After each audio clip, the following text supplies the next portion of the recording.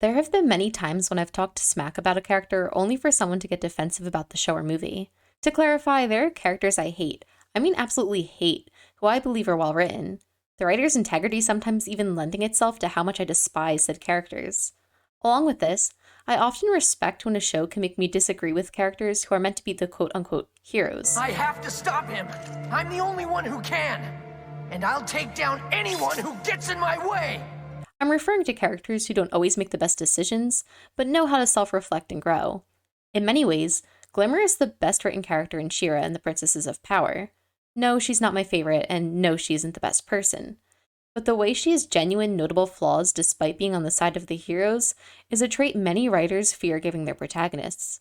Glimmer is supposed to be on the side of good. She's best friends with the two most morally upstanding characters on the show.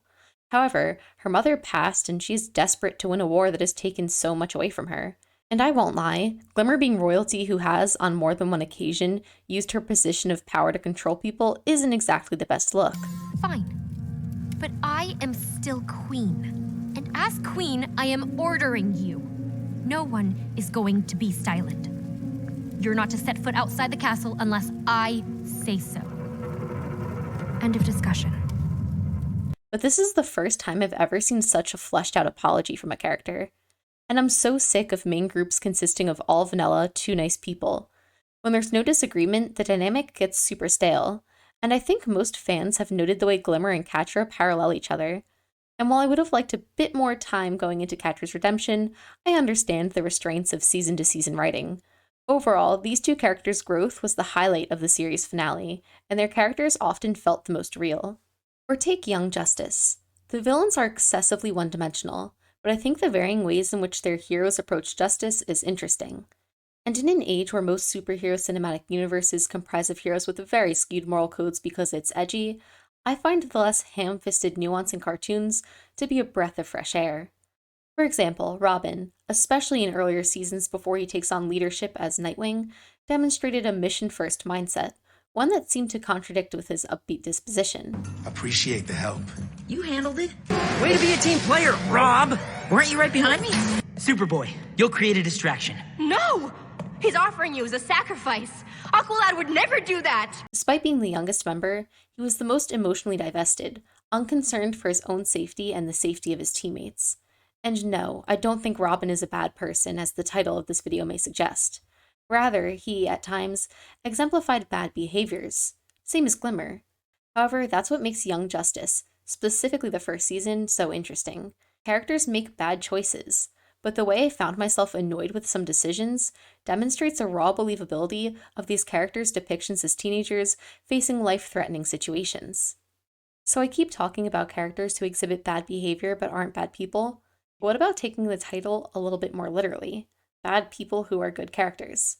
I could run through the obvious options, well-written villains like Azula, Slade, Lotso, but villains being bad people and good characters is too easy. I feel roles that are more underrated for this type of thing are bitch characters. Ah, bitch characters. Anyone who knows me knows I love a good bitch. They can literally be just horrible people, but the second a voice actor portrays them with a Valley Girl accent and a distaste for literally everything, I become obsessed. Like, I love Amity, but I wish we had the pre-redemption version of her for just a little longer, because I didn't like her. And yes, do I, myself, feel morally ambiguous for liking a character best when she was rolling in on a cauldron just to bully the arguably sweetest character in the show? Yeah, a little, but I still managed to sleep at night.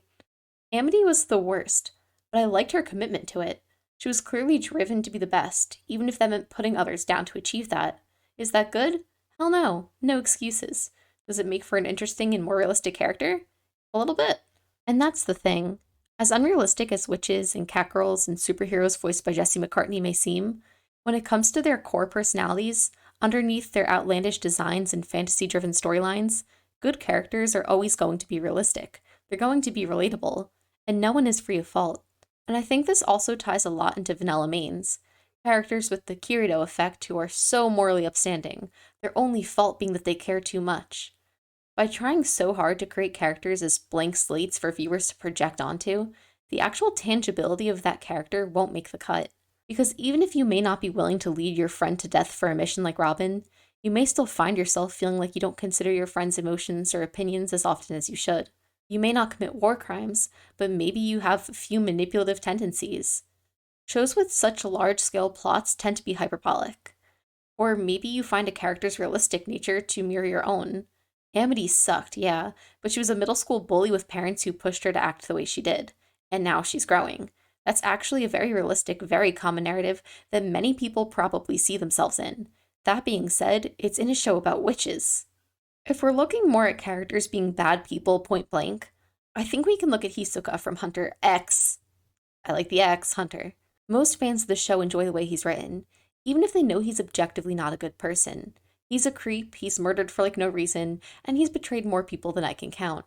However, his flair for dramatics and unpredictable relationships with other characters is so well written that people still love his character. Not to mention his voice actors do such an amazing job bringing that feeling to life. All of you gentlemen claim to be hunter material, but I'll be the judge.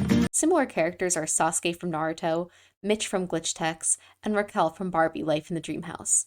These characters are not good people, but they serve certain tones of the show that would otherwise not exist without them.